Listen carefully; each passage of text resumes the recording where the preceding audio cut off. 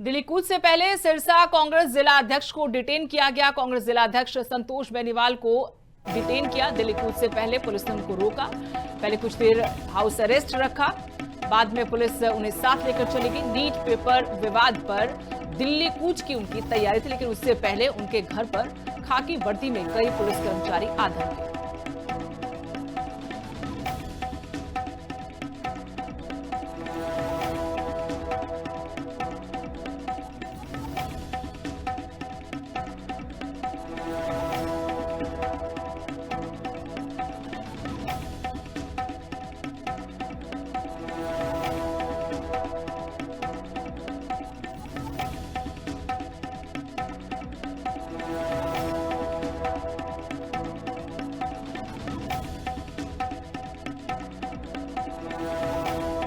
और इस वक्त संतोष बेनीवाल हमारे साथ फोन लाइन से जुड़ी हैं।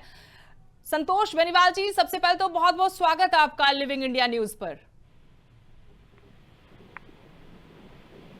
संतोष जी, क्या आप मुझे सुन पा रही हैं? हाँ जी मैम, सुन पा रही हूँ। बहुत बहुत स्वागत है आपका लिविंग इंडिया न्यूज पर। हाँ जी, नमस्कार मैम, थैंक यू। आपका दिल्ली कूच का प्लान था, पुलिस आज सुबह आपके घर पहुंची, क्या पूरा वाकया था? क्या ये सही लगा आप लोगों को? क्यों, आपने पूछा होगा कि क्यों आपको हाउस अरेस्ट किया गया, क्यों डिटेन किया गया?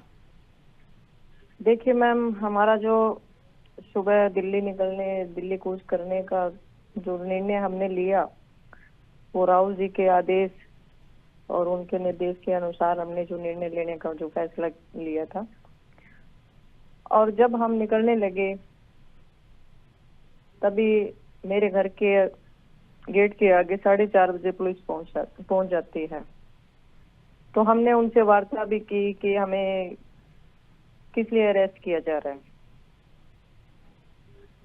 और हमने ये भी पूछा कि क्या लोकतंत्र के अंदर अब अपना पक्ष रखने का हमें अधिकार नहीं है क्या जी।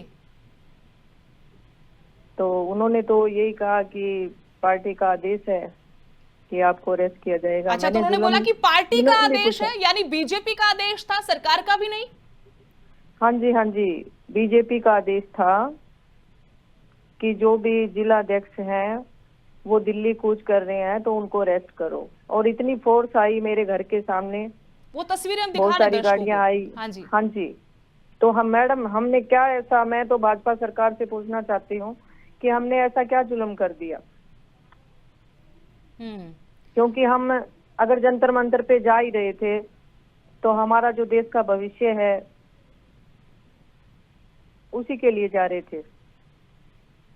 तो अभी पुलिस चली गई है, आप अपने घर पर हैं या अभी भी हाउस अरेस्ट आपको किया गया, डिटेन किया गया कहीं पर? मुझे हाउस अरेस्ट किया गया। उसके बाद में जैसे ही मेरे गांव के ग्रामीण इकट्ठे होने लगे तो उन्होंने मुझे थाने में ला के रखा हुआ है, और अभी तक भी मैं थाने के अंदर ही हूँ। अभी मेरा फोन दिया इन्होंने तो मैं फोन अटेंड कर पाई हूँ। आगे फिर आप लोगों की, या यूं कहूं कि पार्टी की क्या रणनीति है, खासकर इसी मुद्दे को लेकर? नीट पेपर लीक जो विवाद है, या फिर बच्चों पर 20 जुलाई को जो दिल्ली में लाठीचार्ज हुआ, आंसू गैस के गोले छोड़े गए, बहुत सारे बच्चे घायल हुए, चोटें आई हैं, ऊपर से धर्मेंद्र प्रधान के इस्तीफे की मांग भी अब तूल पकड़ती जा रही, सियासी बात हो गई है अब ये। देखिए, हमारी तो यही मांग है कि धर्मेंद्र जो प्रधान है वो इस्तीफा दे, और जब तक इस्तीफा देगा हमारा जो आंदोलन है ऐसे ही जारी रहेगा, और हमारे जो छात्र हैं उनकी आवाज हम ऐसे ही बुलंद करते नहीं। आज एक छात्र की बात नहीं है, वो देश के भविष्य की बात है। लेकिन बीजेपी वाले कह रहे हैं कि आप राजनीति कर रहे हैं, राजनीतिक रोटी आप सेक रहे हैं। छात्रों की लड़ाई थी, अब सियासत इसमें हो गई है। हाँ जी, बीजेपी का ये आरोप है संतोष बेनीवाल जी कि पहले ये छात्रों की लड़ाई थी, अब कांग्रेस आ गई है, दूसरी पार्टियां आ गई हैं, वो सियासी रोटियां सेक रही है, वोट की राजनीति हो रही है अब। नहीं मैडम, इसमें कोई वोट की राजनीति नहीं है। आज छात्रों पे लाठियां बांधी जा रही हैं, कल किसानों पे लाठियां बांधी जा रही थी। कोई भी आदमी, कोई भी ग्रामीण अपना पक्ष रखना चाहता है तो उस पे लाठियां बांधने का काम इस भाजपा सरकार ने किया है। तो हम तो ये भी कहते हैं कि वार्तालाप से जो समस्या है उसका वार्तालाप से हल होगा। तो बात करने को सरकार तैयार क्यों नहीं है?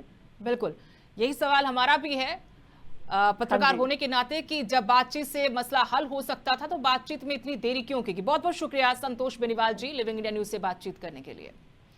Thank you ma'am. Sirsa Congress जिलाध्यक्ष संतोष बेनीवाल, जिनको हाउस अरेस्ट किया गया, उसके बाद उनको डिटेन करके थाने में रखा गया है।